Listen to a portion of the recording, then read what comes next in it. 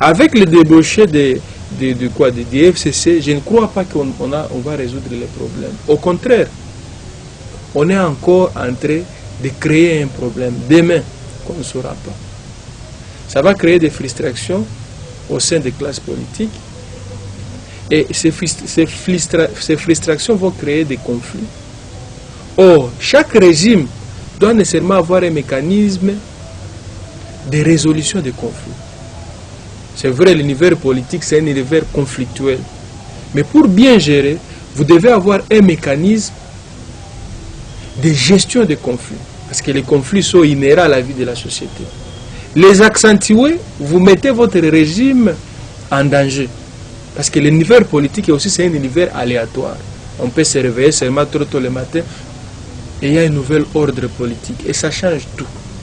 Je crois que le régime en place devrait tirer la leçon de beaucoup de réalités que nous avons depuis l'indépendance jusqu'à aujourd'hui. Le forcing ne résout pas les problèmes. Le forcing crée encore les problèmes.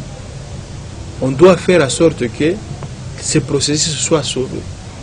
À cette étape, à ce stade, je crains que, ou je n'ai pas vraiment la confirmation, la certitude que nous sommes sortis de la crise électorale. Parce que vous êtes sans ignorer que les élections passées, il n'y avait pas de PV, on avait seulement des ports USB. Et jusqu'à aujourd'hui, personne ne peut brandir les PV de tous les bureaux de vote. Et vous craignez que cela arrive encore? Oui, c'est ce que nous risquons de vivre demain.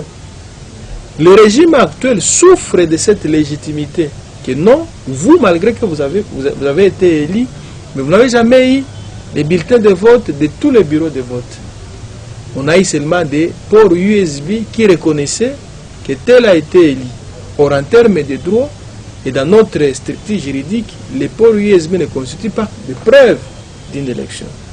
Alors, vouloir encore tomber dans cette erreur d'hier, donc c'est comme si vous n'avez pas tiré la leçon de ce qui s'est passé hier. Mais une question par rapport à votre crainte, si aujourd'hui, comme je cite la Mouka, qui refuserait d'entrer de travailler avec Kadima, la Mouka lui continue toujours à exiger la dépolitisation de la CENI. Et si la Mouka refusait au finish d'entrer dans ses bureaux et même de prendre part à l'élection de 2023, penserez-vous qu'il y aura blocage ou bien on peut aller, parce qu'en 2011 nous avons vécu ça avec l'effet Tshisekedi. Oui, la Mouka fait des bonnes politiques, c'est comme ça. Donc on se prépare, on sait qu'au cas où on perdait les élections, on aura déjà une alibi que non, tu vois. D'abord le procès était attaché d'irrégularités en amont, et si on a de tels résultats en aval, c'est normal, et c'est nous encore qu'on a été victimes. C'est vrai, c'est une politique qui paye. La victimisation en politique, des fois ça paye. Ça vous attire la sympathie au niveau international, mais ça ne résout pas les problèmes. Mais ça bloque aussi l'avancement. Ça bloque l'avancement de toute une nation. Parce que aussi longtemps il y a crise, où il y en aura crise, il n'y aura pas des investisseurs sérieux qui vont venir au pays pour investir. Donc la crise en question doit être extirpée. Et c'est ce que moi je recommande au pouvoir actuel. Si Kabila avait sa façon de résoudre les problèmes par des dialogues et des débats, ce n'était pas une faiblesse. C'était aussi une force. Mais ça nous a amené où? Ça nous a amené, dialogue en dialogue. Mais ça nous a amené à l'alternance. Aujourd'hui, il n'est pas au pouvoir, il a fait 18 ans. Ça nous a amené à l'alternance sans qu'il y ait crépissement des balles, sans qu'il y ait un nouvel ordre politique. Parce que l'article 64 de notre Constitution, il est global. N'importe qui peut donner une interprétation à cet article. Et vous vous rendez compte, si on donne une mauvaise interprétation à cet article, l'article 64, avec tous les moyens que peut-être on ignore, parce que nous sommes dans un univers aléatoire où on ne connaît pas la zone d'incertitude de chacun. Vous savez, même un sorcier, même s'il se repentait aujourd'hui, ce n'est pas dire qu'il a oublié ce qu'il faisait hier. Souvenez-vous que ce pays a connu des seigneurs de guerre, même si repentis aujourd'hui, mais ils savent comment manier les armes. Alors nous devons extirper la crise, anticiper résoudre les conflits à notre manière. Nous avons notre façon de faire. Mais l'Assemblée nationale joue aussi un grand jeu par rapport à tout ça. Le bureau de l'Assemblée nationale prend vraiment du temps, il donne du temps aux acteurs politiques pour qu'ils arrivent quand même à s'organiser, pour que nous puissions aller aussi de l'avant, M. Elie. Non, les bureaux... Le temps, c'est notre défaut. Hein? Les bureaux Mbosso actuellement n'aspirent pas confiance. Et c'est une batterie qui ne peut plus alimenter les grands Congo. Aujourd'hui, on peut entrer dans un cadre extra-parlementaire pour résoudre les problèmes. Les accords de Saint-Sylvestre ont mis tout le monde d'accord et nous avons organisé les élections avec nos propres moyens. Et il y a un président qui est sorti de ces élections, un président de l'opposition. Mais quelle élection? Quelle élection? Mais aujourd'hui, nous avons des résultats. Si on parle de Fachi Beton, c'est parce qu'il y avait des élections. Oui, comme on parle de Fachi, l'élection présidentielle, peut-être c'était quand même normal, mais l'élection avec nos députés, vous avez vécu ce qui s'était passé. Certains parleraient même, il y a eu des députés nommés, il y a eu des listes et tout ça. Alors on ne peut pas voir ou bien faire un effort de changer cela, ou bien on doit continuer comme ça. Je crois qu'il y a trop de choses qui ont changé. Il y a eu tellement des avancées significatives. Nous avons eu 3 cycles électoraux. C'est déjà implice. Il y a d'autres pays qui n'ont jamais connu de l'alternance. Si vous prenez le Rwanda, l'Ouganda, ce ne sont pas des modèles démocratiquement. Si vous prenez d'autres pays de la région, que ce soit même en Afrique et dans certains pays asiatiques, nous au moins nous avons connu l'alternance. C'est déjà des avancées significatives. Je crois qu'avec cet élan, nous allons encore nous améliorer. Vous savez, il faut avoir une pensée progressiste, ouverte à tout changement possible. Et il ne faut pas juste être fixé sur une position. C'est ça la différence des courants de pensée. Il faut être un peu progressiste, voir ce qui est prenable et rejeter ce qui est à rejeter. On ne peut pas dire que tout ce que nous avons fait n'était pas correct, mais il y a de bonnes choses, des avancées significatives. Fachi est venu, on va le juger par rapport à son mandat, par rapport à ce qu'il a fait. Kabila a été jugé durant les 18 ans de ce qu'il a fait. Donc demain, peut-être s'il y aura quelqu'un d'autre, ce sera une avancée. Je sais que la procédure, parce qu'on dit que les prémices, si elles sont mauvaises, les résultats, si elles sont mauvaises, les résultats seront mauvais. Mais nous pouvons sauver à cette étape. Il y a encore, ce n'est pas la mathématique. C'est ça la différence. La politique n'est pas la mathématique. Et que vous diriez au bureau de l'Assemblée nationale? Parce que certains pensent que Mbosso ne joue pas franc jeu. Quand vous n'inspirez plus confiance, tout ce qui sortira de vous n'inspirera pas confiance. C'est une loi logique. Donc Mbosso n'inspirera plus confiance, mais l'Assemblée nationale étant une caisse de résonance, la population ne se retrouve. Parce qu'aujourd'hui, la population se pose la question, si ces députés travaillent pour eux ou ils sont là pour leurs propres intérêts. On se rend compte qu'ils sont là juste pour répondre à autre chose et pas aux intérêts de la population. Est-ce qu'on peut retrouver même 5% des députés nationaux par rapport à ce qu'ils sont en train de faire aujourd'hui comme travail? C'est ça aussi la magie de la politique. Parce qu'il y a ceux qui pensent que comme ils ont été élus, les mandats passés, ils vont... Si vous posez aujourd'hui la question à un député, parce qu'un député c'est d'abord un législateur, il est là juste pour légiférer et contrôler le Parlement. Quel contrôle? Aujourd'hui, la population souffre d'IRAM et autre chose. Il n'y a pas de contrôle. On a laissé tout ce travail à Gilles Alinguetti. C'est comme si c'est Gilles Alinguetti qui représente maintenant le Parlement. Alors que le Parlement est là pour le contrôle. Ils sont législateurs, mais ils sont là juste pour contrôler, pour sanctionner. Donc, tel ne travaille pas bien, tel a bien travaillé, tel doit être changé, tel doit être remplacé. Mais c'est comme si nous sommes dans une église où le pasteur prêche et tout le monde dit Amen. Alors ça ne résout pas. Or, l'Assemblée nationale, ça doit être un temple de la démocratie où nous avons des points de vue divergents, mais nous cherchons ce qui est intérêt général. Même si nous pouvons être en désaccord sur certains points, mais nous devons faire en sorte que ce que nous sommes en train de prendre comme décision aille dans le bon sens et surtout pour l'intérêt de la population. Donc vous pensez qu'il y aura des sanctions? C'est pas moi, mais la réalité le prouve que la plupart de ceux qui ne seront pas, ils ne vont pas revenir. Toujours dans ce sujet en rapport avec les élections, parce que c'est déjà 2023, c'est déjà demain là, nous allons essayer de voir si réellement le bureau était déjà prêt pour organiser les élections. Est-ce les moyens aussi accompagnent ces bureaux-là? Parce que bientôt, on va mettre les moyens pour l'organisation des élections. Les partenaires, est-ce ils seront d'accord pour venir? En 2018, comme même a dit Elie ici, on a organisé les élections avec nos propres moyens. Et ça sera le même qu'en 2023. Le recensement aussi, le Premier ministre a affirmé qu'il y aura bel et bien, dès déjà l'année prochaine, le recensement. Est-ce que sur tout ça et le moyen, on aura réellement les élections en 2023? Monsieur Elie, le recensement va commencer, je crois, au mois de janvier ou février. Et le recensement et les moyens pour organiser les élections, nous serons obligés à attendre encore une fois de plus la main comme nous en avons l'habitude chez les partenaires. Pour l'organisation des élections, d'ailleurs, les organisations des élections sont plus techniques. Donc, il faut un calendrier, il faut un budget. Ça doit être réparti sur le temps et sur un espace donné. Nous avons un problème récurrent aujourd'hui à l'est de la République, l'insécurité, qui fait à ce que notre État soit incapable de revendiquer les monopoles sur l'ensemble du territoire.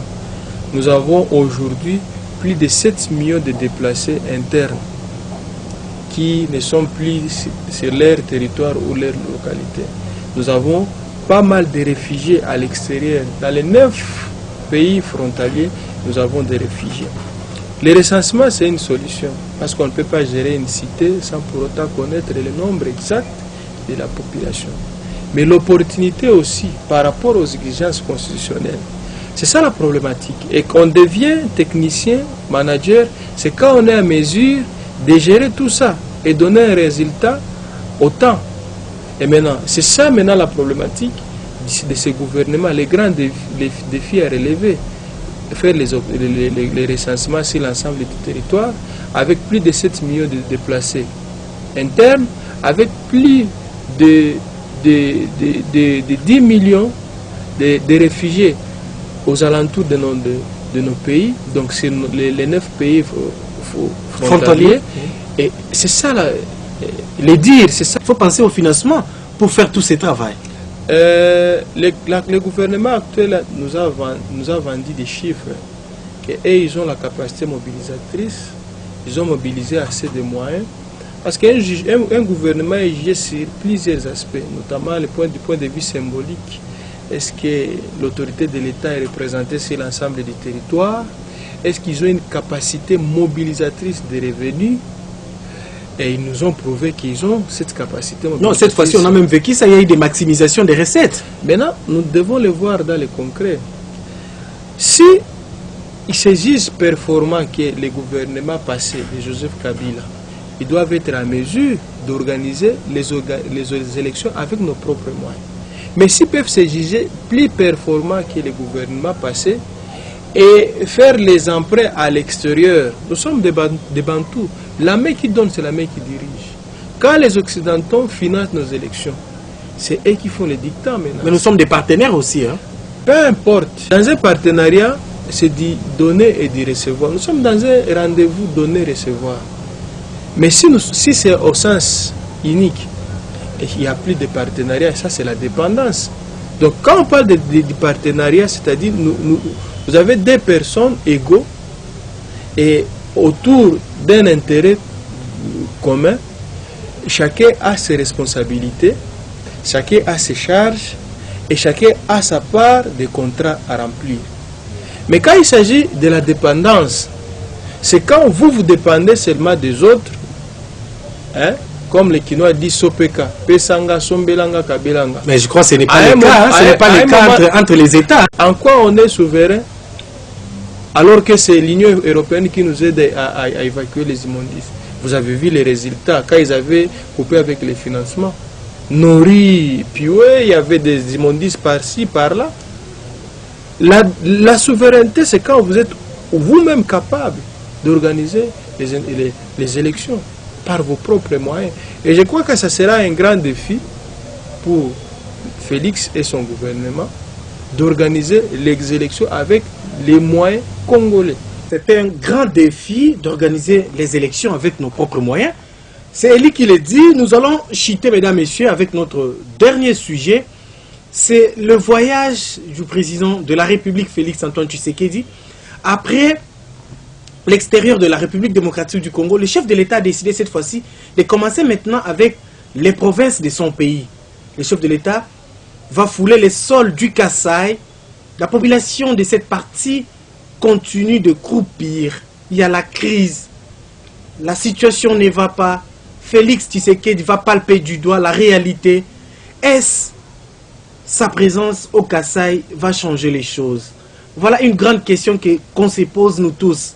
Est-ce une fois que Félix s'impose sa vision, ou bien impose sa vision dans cette partie, l'autorité de l'État qui est sur place va suivre?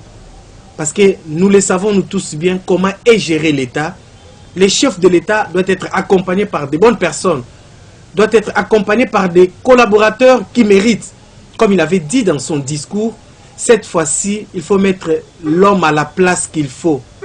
Il faut qu'il y ait la méritocratie. Est-ce le chef de l'État au Kasaï, il y aura quand même un changement?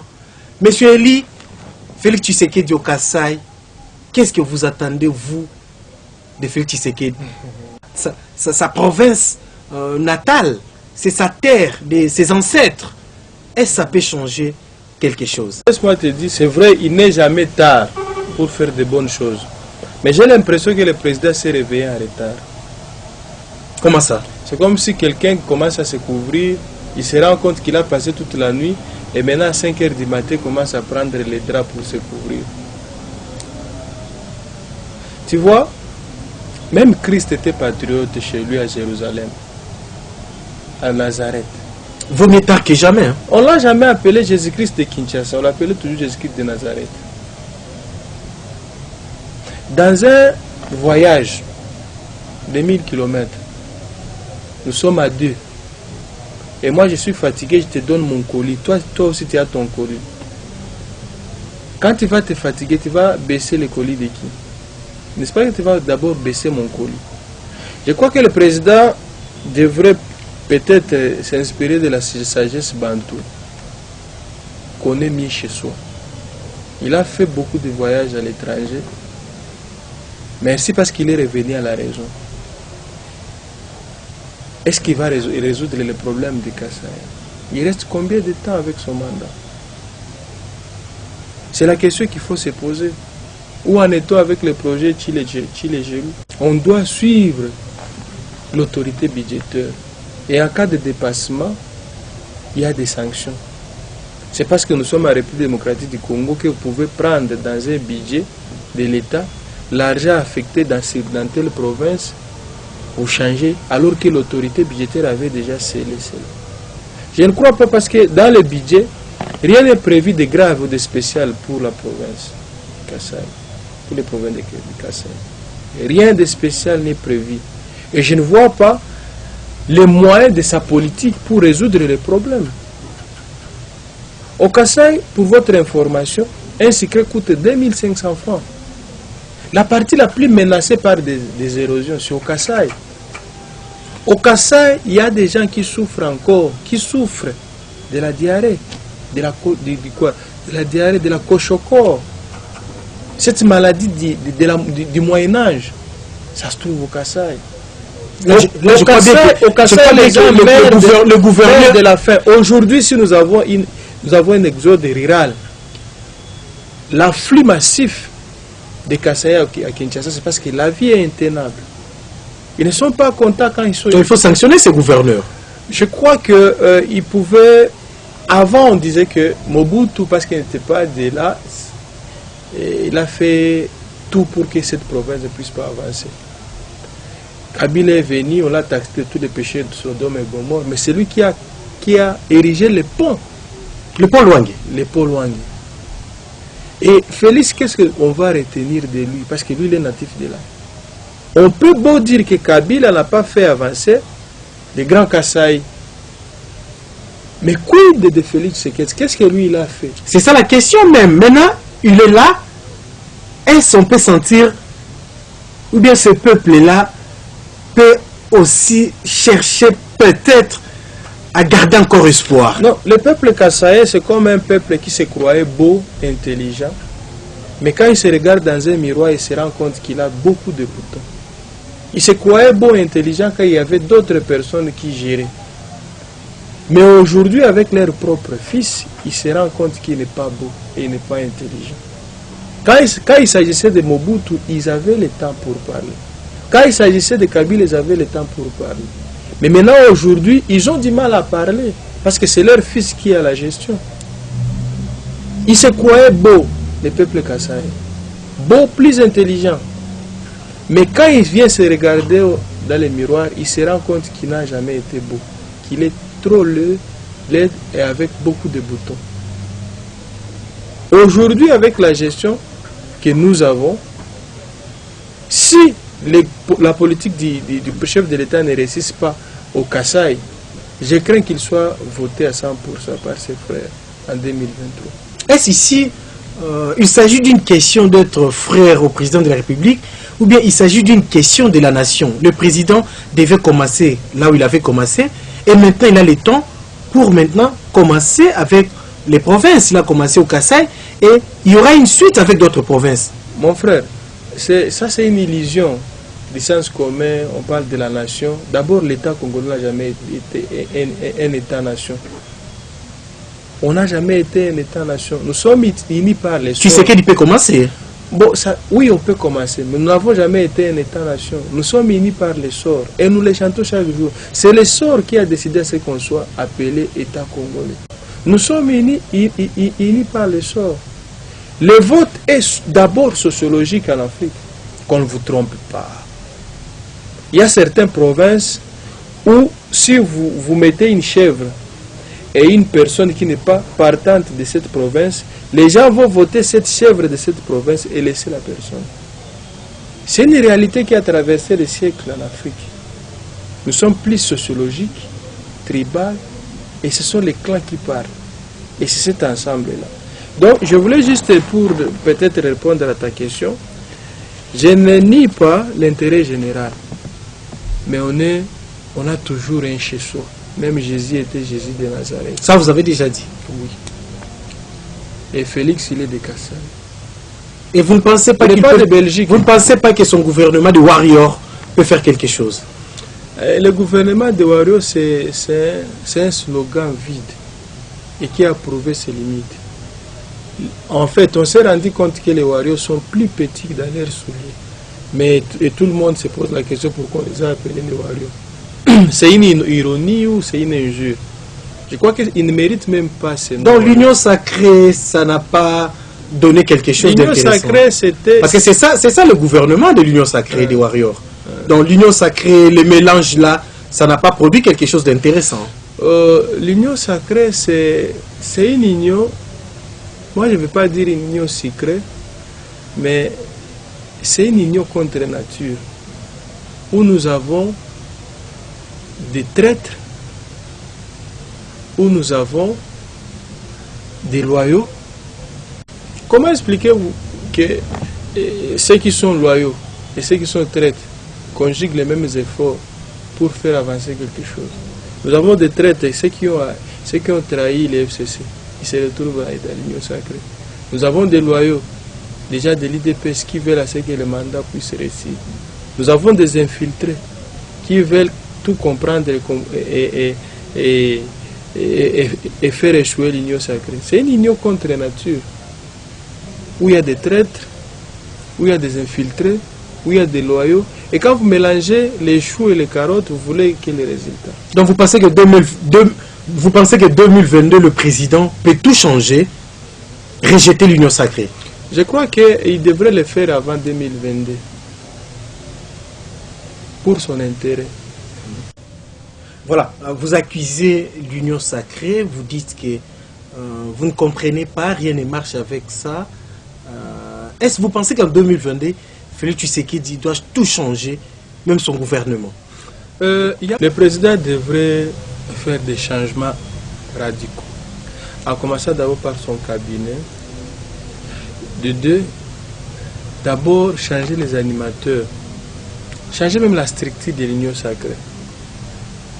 Parce que cette structure, c'est comme une malchance. Je crains que ça puisse apporter de bonnes choses au président de la République. C'est une structure qui a été faite sur des bases non solides. Et je crains que ça soit à mesure de donner le second mandat au chef de l'État. Pour la simple et seule raison que dans cette structure, vous avez des indécis, vous avez des traîtres, vous avez des infiltrés, vous avez des loyaux, vous avez tous ces gens. C'est en quelque sorte une blanchisserie, c'est en quelque sorte une réserve. En fait, c'est comme quelque chose qui n'a pas de... Vous pensez que ces gens-là ne matérialisent pas la vision du président de la République? Non, ils ne sont pas là pour aider le président de la République. Ils sont là juste pour soit les postes et autre chose. Mesdames, Messieurs, nous allons conclure ces magazines. Vous avez suivi, nous allons donner 1 minute à M. Eli de nous conclure. Et vous qui avez suivi, vous devez aussi contribuer. Le numéro est toujours affiché. Vous qui nous suivez, vous devez aussi contribuer. Nous parlons de la République. Ici, ce sont des analyses et des éléments de faits. Appelez-nous avec le numéro qui est affiché. Faites des messages et ça va profiter à tout le monde. Monsieur Eli, nous sommes arrivés à la fin. Un message à la population. Merci beaucoup. Ça a été un grand plaisir de co-animer cette émission ensemble. Je voulais peut-être placer un mot que nous devons prendre notre avenir à main avec tous les sérieux possibles. Je ne sais pas si c'est une inconscience collective, mais le temps est déjà là et nous devons nous réveiller. J'appelle à tous les progressistes ouverts à toutes sortes de changements, de penser Congo, de soutenir Congo. Nous avons seulement ça comme héritage. Dans la rue où vont les choses, si on ne se réveille pas, si on ne prend pas les choses au sérieux, même le chef de l'État, peu importe les soutiens qu'il peut avoir au niveau national ou international, si nous les jeunes d'abord, on ne se réveille pas pour prendre le devenir de notre pays entre les mains, demain nous serons surpris. Je ne suis pas un prophète de malheur, mais je suis quelqu'un qui est là pour réveiller la conscience. Bâtissons notre pays. Engageons-nous pour dire non au renouvellement de la MONUSCO. Engageons-nous pour soutenir les efforts consentis par le peuple congolais. Nous devons aider les chefs de l'État. Aider les chefs de l'État, c'est aussi lui permettre à anticiper tout ce qui peut être frustration, que ce soit dans l'opposition, que ce soit dans la société civile, que ce soit dans les confessions religieuses. Nous devons aider le président à ne pas être extrémiste, mais qu'il soit au-dessus de la mêlée. Le président n'a pas un parti politique, c'est un homme d'État. Nous tous, nous sommes ses conseillers. Donc il n'y a pas mieux. Nous sommes les conseillers non payés. Et c'est pourquoi nous disons ceci au président de la République, qui ne s'arrête pas seulement au Kasaï. Il y a d'autres provinces. Vous savez, au Kasaï, avec l'arrivée du président de la République, il y aura circulation des monnaies. Avec l'arrivée du président de la République, on doit entretenir les infrastructures. Avec l'arrivée du président de la République, il y aura une main-d'œuvre spontanée qui va se créer. Tous ceux qui vont faire les caniveaux, tous ceux qui vont faire les jardins. Et si ça se faisait dans toutes les autres provinces, Monsieur le Président, quand vous voyagez ailleurs, vous payez les hôtels, vous faites entrer l'argent pour les autres. Voyagez à travers notre pays. Nous avons de beaux hôtels ici. Faites entrer l'argent. Et à ce rythme, vous allez créer une classe moyenne. Vous êtes en train de créer de l'emploi. Il y a plusieurs façons de le faire. C'est tout ce que je pouvais peut-être dire. Je vous remercie. Voilà, mesdames, messieurs, c'est bien dit. Vous avez suivi Monsieur Eli.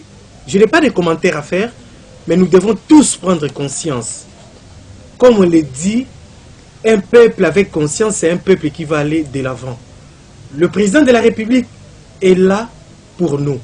Lui-même, il avait dit, ce n'est pas bon d'applaudir. C'est bon d'ailleurs de lui dire ce qu'il doit faire pour nous, ce qu'il doit faire pour vous. C'est lui qui est notre travailleur. Il est à notre service. Monsieur Eli l'a bien dit. Donc, l'accompagner, c'est de lui dire là où ça va et là où ça ne va pas. C'est ça les grands souhaits. Mesdames, Messieurs, c'est par ici que nous mettons un terme à ces magazines. Un magazine que vous aimez tant. Merci pour vos appels. Et merci aussi à l'équipe technique, à l'ingénieur Mike, à Don Belge, tous ceux qui accompagnent ces magazines. Nous sommes là pour parler République et non pas pour soutenir les individus. C'est pour les biens de tous. C'est par ici qu'on boucle finalement votre émission, qu'on se retrouve à la prochaine. Comme on dit toujours, c'est le Congo. C'est le Congo. Soutenons-nous ensemble pour l'intérêt général. Merci et au revoir. Merci, monsieur Eli. Merci, merci beaucoup.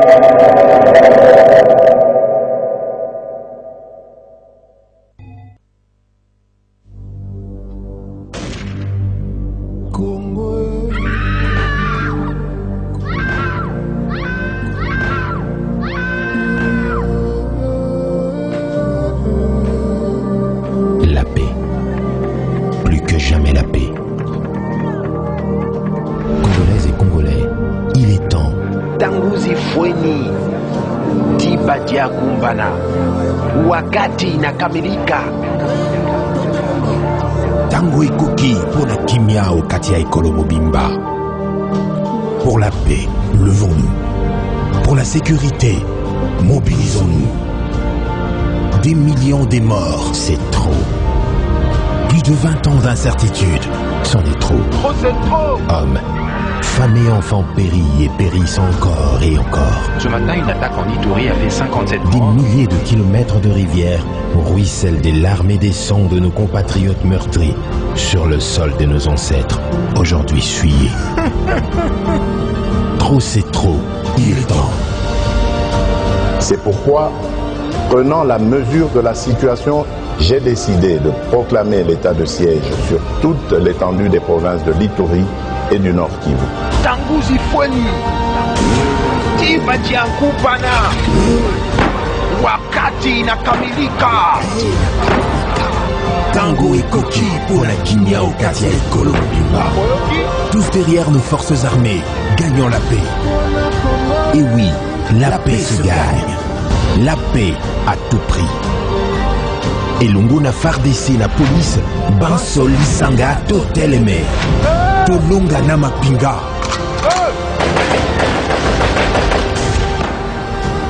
Bendele Koyate. Congo.